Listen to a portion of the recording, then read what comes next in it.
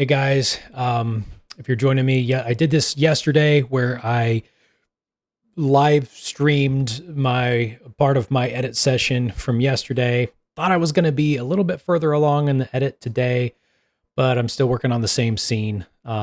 Little rusty. Take me a little bit to get into it this week, but I think that this week I will be able to have a good chunk of this edit done.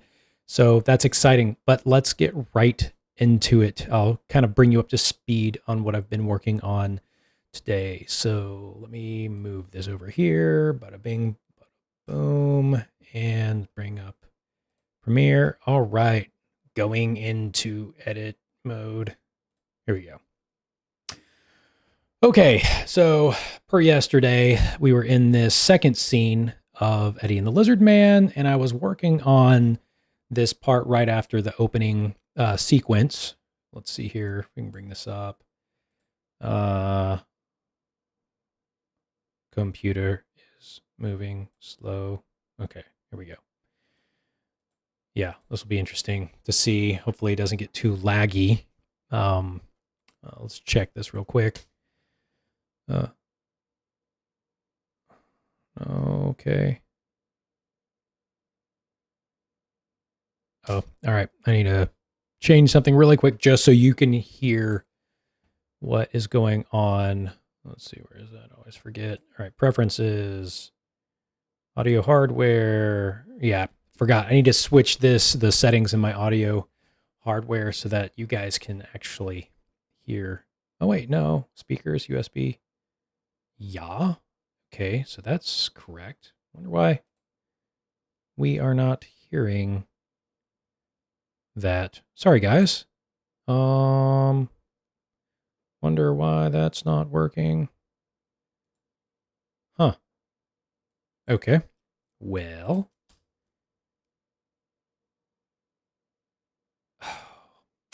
Sorry, guys. I wonder what I changed from yesterday. USB codec. Okay. Yeah. All right. Well, I don't know what's going on with that. I don't know why you can't hear my computer audio. I don't really know if I changed anything. Let me try some settings really quick. Sorry, guys. I want you to be able to hear what I am doing in this edit. Maybe I just need to, let me close out of this. I'm going to close out of this real quick and bring it back up. Maybe that will help. I'm going to close that and bring it back up. This is the fun stuff when this is your kind of starting the whole like live streaming world, and sharing my screen through OBS is all a little new to me. So got to figure out kind of way to make this work, but I promise we'll get into the edit, even if I don't have, what's it called? Audio from my computer, which would be a pain in the butt, but I'll at least talk about what's going on. Of course, I kind of need to be able to hear it too, and I'm not even hearing it. That's kind of the problem. Figured this first week of live streaming, there's going to be some kinks to work out, but let's see. Okay, let's see. Can you hear this? Okay, yay. All right, that's what it was. For some reason, I needed to restart the Adobe Premiere. Okay, so this is where we started.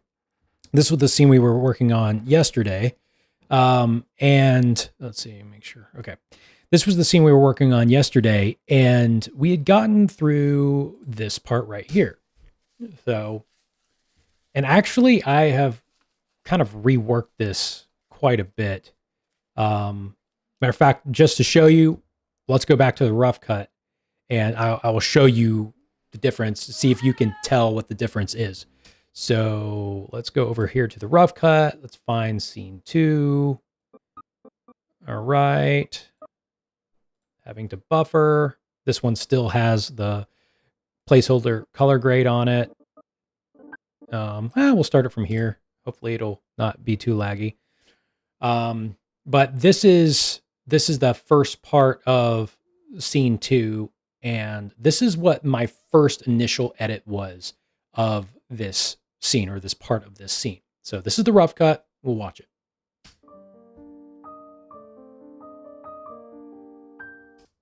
Matter of fact, I'm going to go kind of full screen. That might be... Oh, wrong one. Go full screen.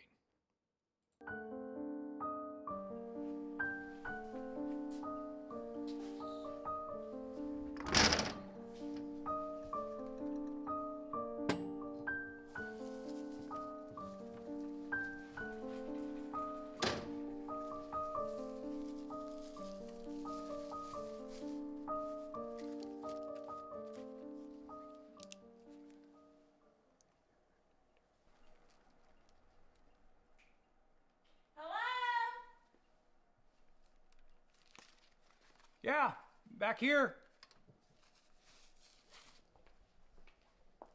Is Kevin here? He's still in the back, but he finished the appraisal for you, so that's a good thing. Where's the appraisal document? The piece of paper that says how much it's worth. Yeah. He brought it. I'm sure. I'm sure it's down here somewhere. He must have left it in the back. I'm not leaving without it. All right. Sorry. I haven't. Okay, so that's pretty much that's probably as far as we're going to work on this today. But I just wanted to show you the rough cut. Now I'm going to show you what I've been working on and see if you can tell the differences. It's not much, but I have taken some of these shots and switched them out with different versions of the same shot, just because I like the performance better, or I felt like we just needed a little bit more time in the edit, in the sequence. So let me show you what I've been working on. And there is the scratch audio that I had mastered has been pretty much taken out. Let's see what else. And yeah, so that's going to be the most noticeable part, is that the scratch audio isn't been kind of leveled out, but you're basically watching for just the imagery, how the images cut together. So that might be a little challenging, but we'll watch it.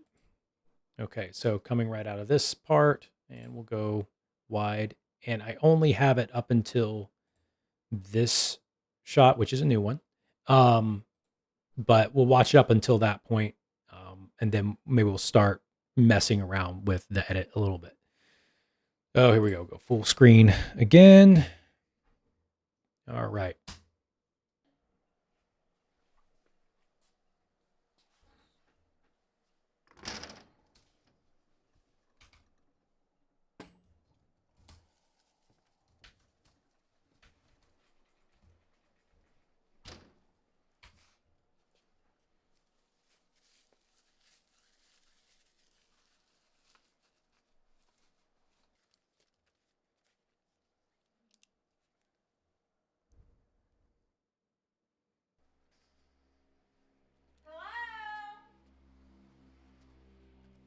Back here.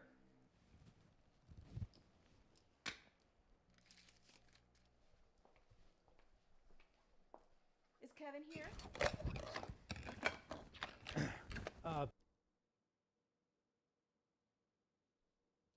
Okay, cool. So as you can tell, there's a few new shots. Oh, sorry.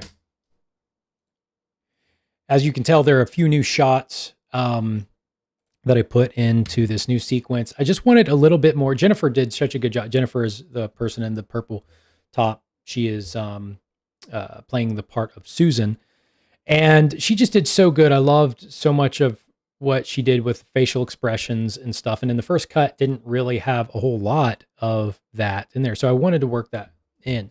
But also on the front end, okay, so going back to this first shot. In the first cut, in the rough cut, what I did was I kind of spliced this first shot because of a couple things.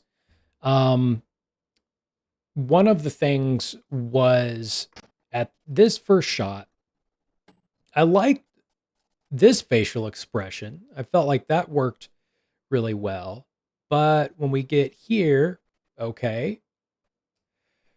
Now, most people wouldn't know what's wrong with this shot, but I'm going to show you what's wrong with this shot.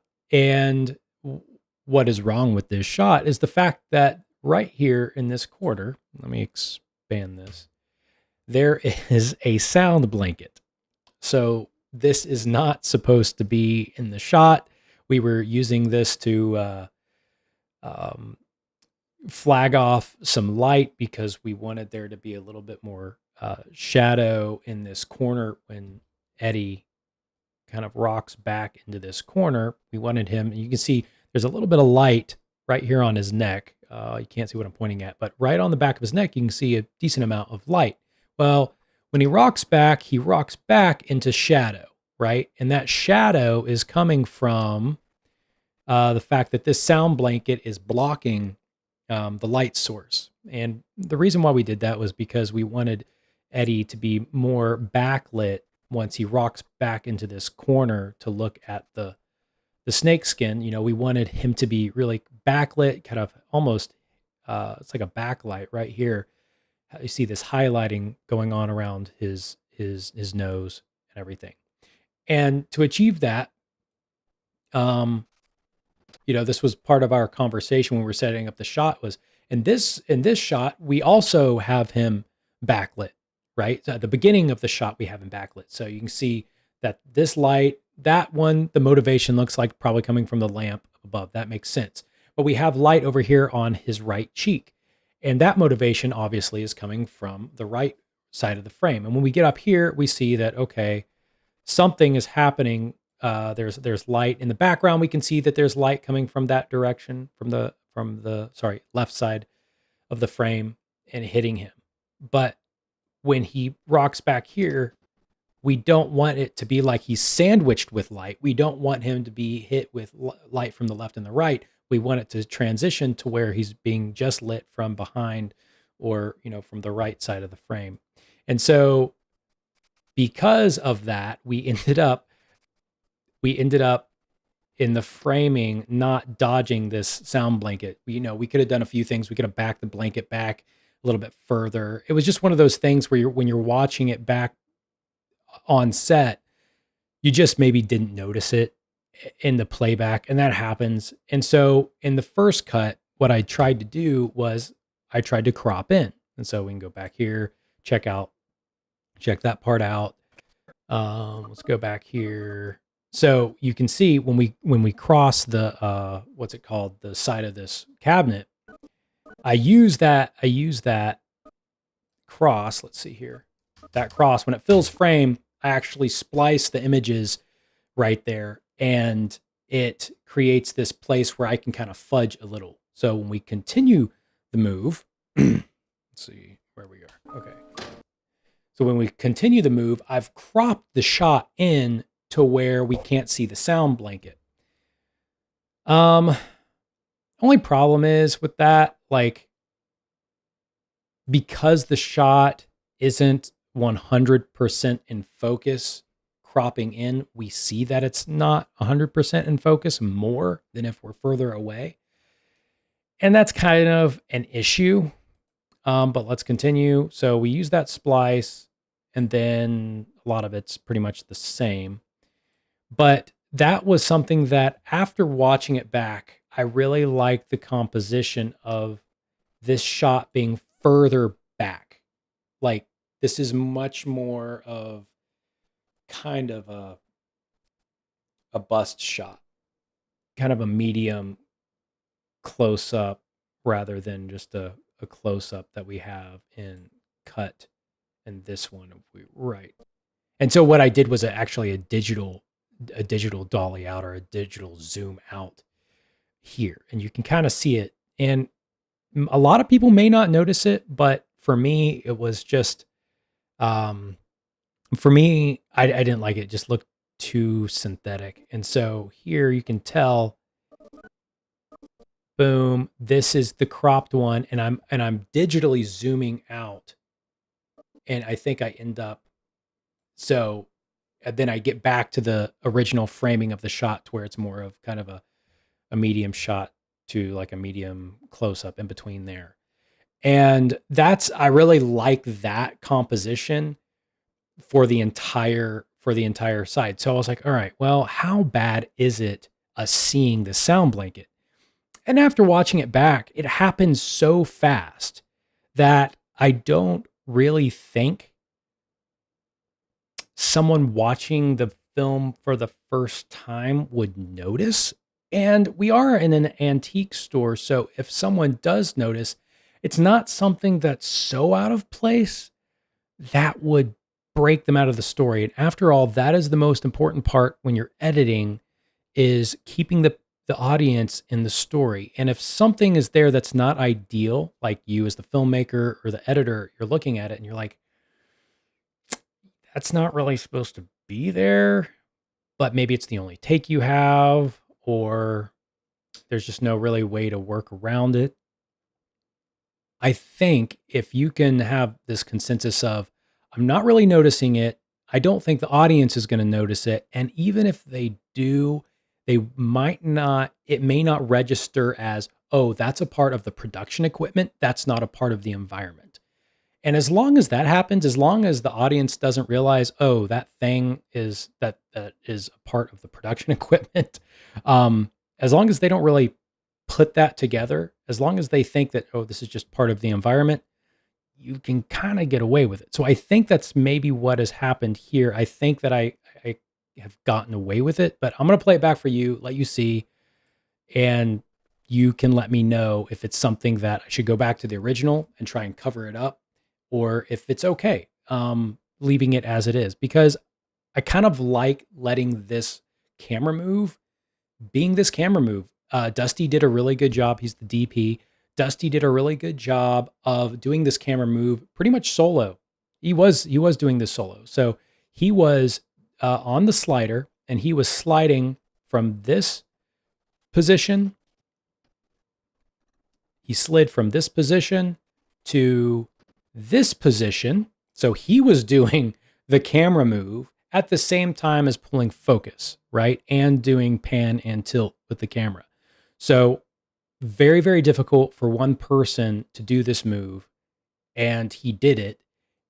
And I kind of want to leave it the way it is, even though we've got this sound blanket over here in the corner.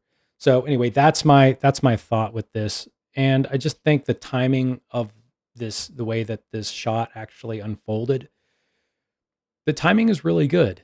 And when I do the splice thing, it throws the timing off a little bit. So this is what this shot looks like, not making the splice happen, but just letting it be, leaving, not cropping it, just letting it be the way it is, leaving the sound blanket in. Let me know what you think. Let me go full screen. That might help.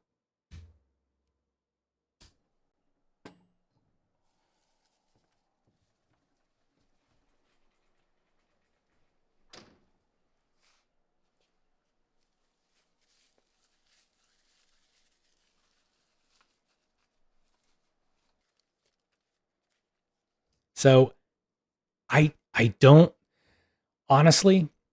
So you guys are getting kind of like an inside look into this. If I hadn't told you, would you have noticed the sound blanket? Probably not. The only reason I noticed it as the editor was because I'm also part of the crew, and I've spent a lot of times on sets, and I recognize production equipment. And even when I'm watching a film, on TV or whatever, I will sometimes notice, oh, that's the edge of a C stand, or that's a sound blanket, or that's a sound cart, or, you notice things, but unless you know what that stuff is and that it's out of place, a lot of times the people watching the film don't notice those things. And so I really don't think that this is going to be that big of a problem. And honestly, those are the decisions that an editor has to make. Obviously, you want to try and hide mistakes and stuff like that in the edit, but also it's just making the decision of what is the best thing visually for the story. And if something's not jarring the audience out of the story, you can maybe leave it in. And somebody with a trained eye or that works in the industry may notice it, but your average everyday person that's watching the story, probably they're not going to notice it. And if that's the case, then that's probably okay to leave in. So I don't know. That's why I think I'm going to leave that in there. And also, again, this hasn't been color graded. This is all just we're working toward picture lock. We're working to try to get toward picture lock. And here's another thing that I added that's different than the first, than the rough cut, is this little sequence here. I liked seeing him take out the pad, and I like this wider shot. Now, this wider shot was taken on the first night, and this other cut in right here, this was taken on like 2 weeks later, because I was like, oh, we didn't have the right time. The original shot was, let me time this out. Let's see. The original shot was 252. And I know it may not seem like that big of a deal, but like I'm kind of a math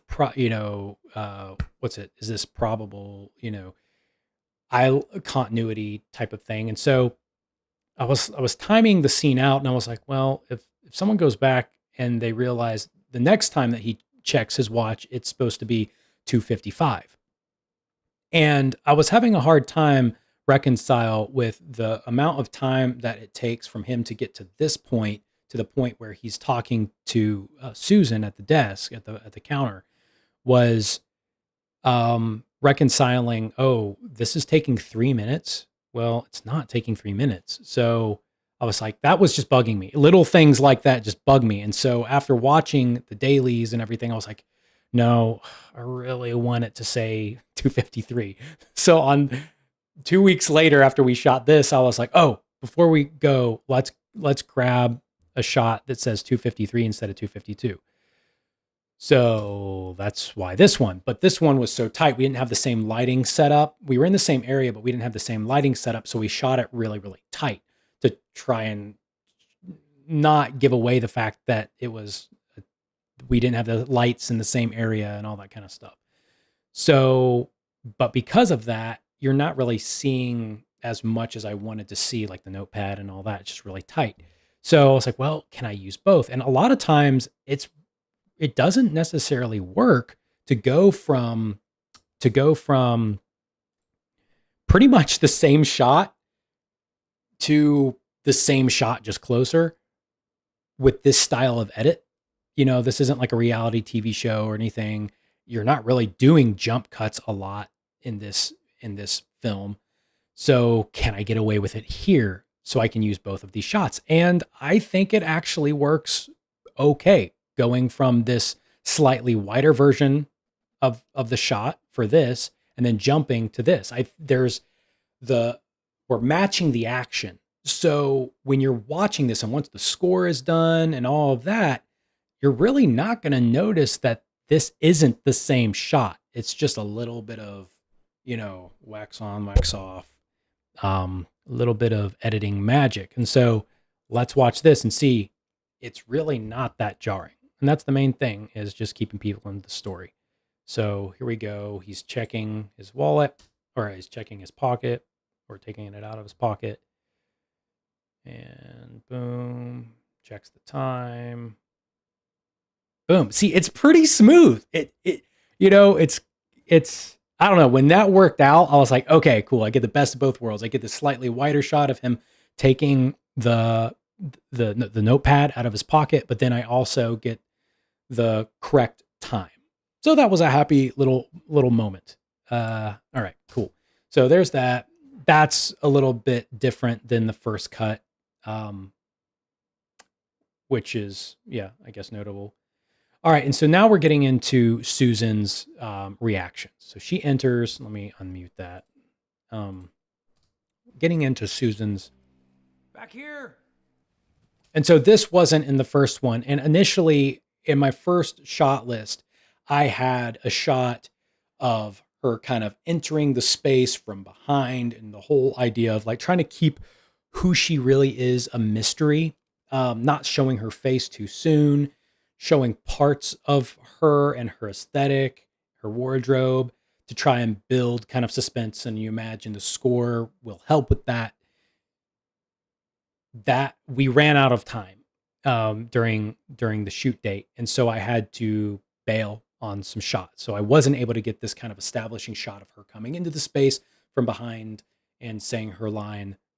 So her saying her line of "Hello, is anybody here?" That's going to be her off screen. I can't really do anything different with that. I just don't have a shot of her saying that. I had planned to get it, but we ran out of time. I had to make a executive decision to say, all right, we got to move on because we got other stuff that's more important. So going back through this and working on the second cut of this scene, I was like, well, maybe I can get back to some way of introducing her before we just get to the over the shoulder shots when they're talking to one another.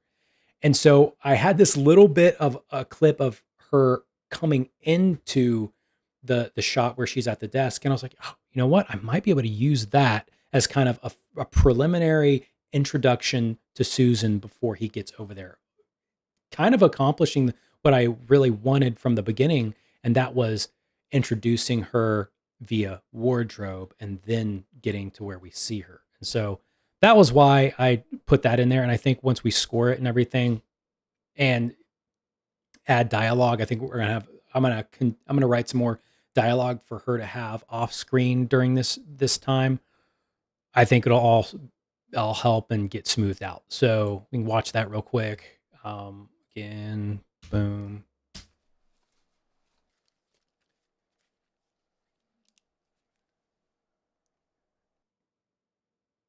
She kind of startles him. Hello?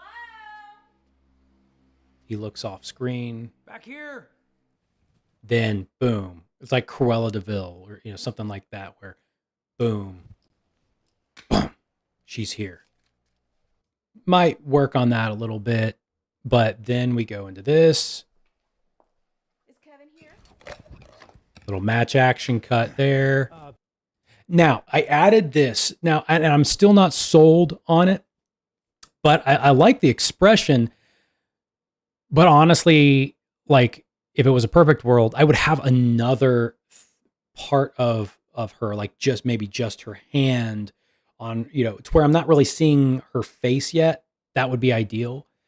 But I think it might be okay to go ahead and introduce her face right here. That's the other thing is, you just have to use what you have and do the best with it, make it work for you. And it's not horrible to see her face right now. But if there was a way to milk it just a little bit longer, that'd be cool. But I don't know if that's actually going to happen. But anyway, I like that. I like that look. And then, all right, so now let's get into piecing some more of this together. And if you have any comments, thoughts, questions about this from production, that's kind of what this time is. I'm bringing you up to speed of where I am on this project, on this edit. And obviously, I'm not getting a whole lot done. So this is kind of just time for me to chat with you guys, show you kind of what I'm doing, where this project is at. So if you have any questions, feel free to ask away. And I've got the chat up here right here. So I think I can see if you have any questions. Let me see. Test this. Ask me. Man, I'm so bad at typing. Ask me questions. Question mark. Boo. Okay. So I don't know if you guys can see that, but I just put a question in there for me. All right. So now we are here. Just kind of, Now I have got to try and piece this together. Now, the thing is, with this angle, at this point, she has not come to a stop yet in her movement. And that's a continuity thing. But a lot of times in editing, you're having to work around it and figure out a way to make it work. So obviously in this shot, we've established that she has arrived at the counter and she is sitting there, waiting on him. In this shot, it's a continuity issue, but she hasn't landed at the desk or at the counter yet. And so it's just this, and I don't have a single of him getting here. So it's this, all right, this is the only shot that I have of him really arriving with these lines. I can choose to cover it, have him deliver these lines off screen and just be on her reacting to him to cover up the fact that this shot does not have the continuity with previous action. Or I can try and fudge it a little. And that's what I'm going to do right now is I'm going to try and fudge it just a little bit. So he's coming across. And I kind of like this performance. So here are the two performances of this line that I'm working with. This is the one that I had in the original. The appraisal for you. So that's a good thing. All right, not bad. I mean, it's none of them are like really bad. It's just kind of what you're looking for. And I kind of like this performance. It's the appraisal for you, so that's a good thing. A little bit more awkward, which Eddie definitely is. He's kind of an awkward person. And I think you get that a little bit more in that performance. So I'm going to try and work that performance into this scene rather than the one that I initially had. So let's see here. If he's coming, and the audio goes out because a lot of this I'm gonna have to do the dialogue again in ADR. He finished the. I think I can make that work. Okay, so. And now you see a little bit of her hand still holding the purse. Obviously, this is a continuity issue because she's already placed the purse down. We've already established that in the other shots. But if I crop in just a little bit, and we shot in 4K, so I definitely have room to crop in because we're going to be probably exporting this out at 1080. So let's see here. Okay.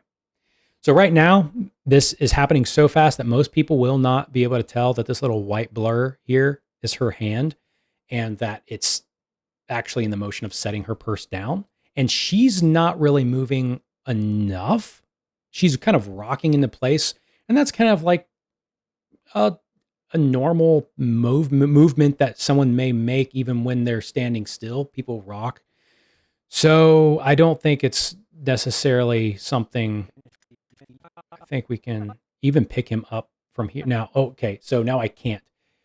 Here is the strap. I don't know if you can see that, but there's the strap to the purse. That's an issue. Can't start it there. The earliest I could start it is right there when the strap from her purse kind of slides off her shoulder. So, okay, I know that is the earliest that I'd be able to go to that shot in this particular sequence. Okay. All right. So let's try putting that there and just dragging unlink that. And obviously I'm probably going to do re-record all the audio for this in ADR. He's still in the back, but But this is just helping me, line things up. So, He's still in the. okay. Let's see here. Actually, that might just fit perfect. He's still in the back, but he finished the appraisal for you, so that's a good thing. Okay, now the only thing that cut is doing that might be that the first cut is not doing. Like I like this performance. I think that's fun. I think his awkwardness really works. And you might notice too. This is something that me and my mom were talking about. Was when I'm referring to Eddie in this, I'm not referring to him as myself because as the editor, that's not me, right? This is a character that I'm editing. So I do talk about myself as Eddie in the third person. That's just something that I don't know if all editors that end up editing footage with themselves in it do, but that's what I do. I don't know why. It's just something that's naturally happened. There's definitely a separation between me, the editor, and me, the actor. Yeah, I don't know. I just thought I'd bring that out. So if you hear me talking about myself in third person, that's just because that's not me. That's Eddie Billings. It would be me. It's the same way as if I was talking about any of the other actors' performances. I don't know why. It's just what I do, and I think it helps. It's a healthy separation, so I don't. It's like, oh, well, that's me. Every performance is going to be amazing, or whatever. It's like, no, it's just I'm the editor. This is a performance. No bias. It's just what's the best performance that this character is giving me, and how can I put it together? So there is definitely a little bit of a separation. Anyway, little side note. Don't know if that helps. If any of you guys edit yourselves, I don't know, something maybe that's helpful. All right, let's check this out. He's still in the back, but he finished the appraisal for you, so. Okay, yeah. Sorry, Rabbit Trail kind of sent me off a little bit. This is what is in the first one that I kind of really liked is this little cutaway. It's more like a POV to the vase. Like this is why she's here. She's here to pick up the vase. And I don't know where this shot fits in the new edit. I kind of want to get credit for it because it's kind of funny. Like this is a really just it's not a very special vase. I don't know. Let me blow this up for you. It's a wrong one. It's just this super basic, kind of cheesy vase. But I love this shot. I think it's really funny, and I would love to have it in this sequence. And so if I can, I really want to figure out a way to get it in. So let's see where we might be able to fit it in. But he finished the appraisal for you. So right here, his eyeline is down. This could send us into that POV. Let me go find it. Oh, wow. Actually, what time did I start? Ooh, I probably need to wrap up here. Oh, yeah, I'm closing in on 40 minutes. All right, well, yeah, let me wrap this up. I'll see if this works, and then we'll wrap up. And we can do some more tomorrow. Hopefully by tomorrow, I'll be further along, maybe in a new scene or something, and you can see some different parts of this. So, all right, let's go in here and see if we can fit this in. All right, so here's my vase shot. Okay, so right here, when I used it in the last edit, I cut to it when he was still landing, when he was still he still had forward motion, and so that's why the beginning of this shot has a little bit of this rock forward. But now I'm not. It would be too soon, I think, to cut back to that shot. But Well, actually, it could work. He's pointing, which here's a little thing that I've noticed. I don't know if other editors do this, but something that I've noticed is a lot of times when you point with when you see somebody point, or when you see somebody look off screen, that's a really good edit point, right? So eye lines, hand motions, that can be a really easy send off to a new shot. So let me see. That might still work, and he's still got that kind of rocking forward motion happening. That actually kind of works. Let's see. I just dropped it there. He finished the appraisal for you, so. Okay, maybe that's a little too. But he Okay, I kind of like it when his hand comes up. That might be a good place. And he's still rocking forward. finished the appraisal for you, so. It's just such a trashy face. I sure hope somebody watching this doesn't really like that face. I'm not dissing your style. I think it's kind of a funny face. But he finished the appraisal for you, so that's a good thing. All right, that actually is not bad. Might be on the vase a little too long, but maybe not. I've seen it a million times. When you've seen something a million times, it feels longer, but when you have to keep in mind that this is the first time your audience is seeing these visuals. And so sometimes what might feel like being on a shot too long or whatever may not be. You may want to give your viewer a little bit more time to take in what they're seeing, but Still in the back. kind of trust your gut on that. But he finished the appraisal for you, so. Okay. For you, so. And actually, and you can kind of follow the rhythm of the dialogue too. He finished the appraisal for you, so. Right there. I mean, it's not much of a difference, but He's still in the back, but he finished the appraisal for you. now right there, we're going in and out of focus, going soft, but I mean, that's what happens sometimes. And, I would rather have the pacing of the scene right and everything. And then if it goes out of focus, it goes out of focus, whatever. In a perfect world, it wouldn't go out of focus, but it's not a perfect world. And also, this is not like my life's work. This is a short film that, of course, we want it to be the best that it can be. But when you're undermanned, when you're under-resourced, you can't have everything perfect. It just doesn't happen. The appraisal for you, so. All right, so I'm going to take that out. I'm not going to use that one. Let's see if we can put this back. Where's the Okay, cool. So I think I'm just going to be able to connect this little part that I reworked with the original, this little section here that is from the original cut. Let's see. For you, so that's a good thing. And I even like how the eye brings us back up. His eyes bring us back up. Where's the appraisal document? Hmm? The piece of paper that says how much it's worth. Yeah.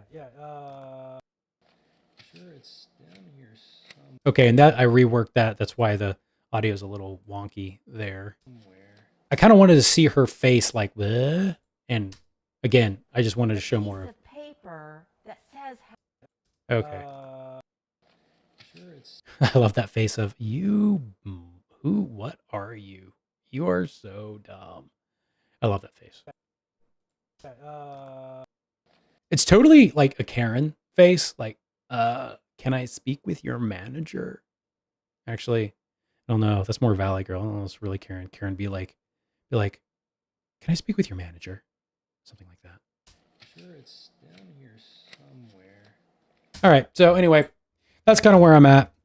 Really like the way that part is looking now. Yeah. All right. Cool. Well, so there you have it. That's a little bit of the process. Kind of a little bit of a journey there today. Awesome. All right. Well, that's it for today. I'm going to go ahead and wrap this up. But thank you so much for coming in and hanging out with me and editing. And if you're watching this after it's gone live, just want to let you know that I'm going to be going live in the future just on this for the rest of this project. I'm going to be going live, sharing the process with you. And I know that for me, this watching somebody actually do a project like this, kind of be like looking over the shoulder, being a fly on the wall, that is how I learn best, is like getting my hands on or sitting in and seeing somebody else do it. And a lot of times I think some stuff that's going to come out in this is tips and stuff that's like, man, I wouldn't even know to do like a how-to video on that. It's like, oh, it's so intuitive that you're like, oh man, I didn't think, but yeah, that would probably be really helpful for an up and coming editor. And I still have so much to learn.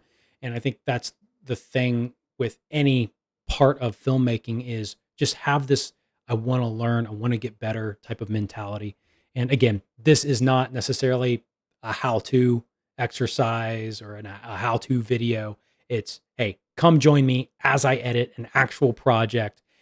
There might be some stuff that you can learn from it, but at the very least, it's gonna be fun just to see this project come together. And at the very end, you'll be able to see all the little behind the scenes, all the little decisions that were made that made the finished product what it is. And I think that's kind of cool. So anyhow, thank you so much for joining me for this live stream of editing Eddie and the Lizard Man. I'm going to be doing this probably tomorrow as well. So sometime in the evening, 5:30-ish or so. Check back at the Liner House YouTube channel and see if I'm live. Probably will be. So anyhow, thank you guys so much, and I will see you soon.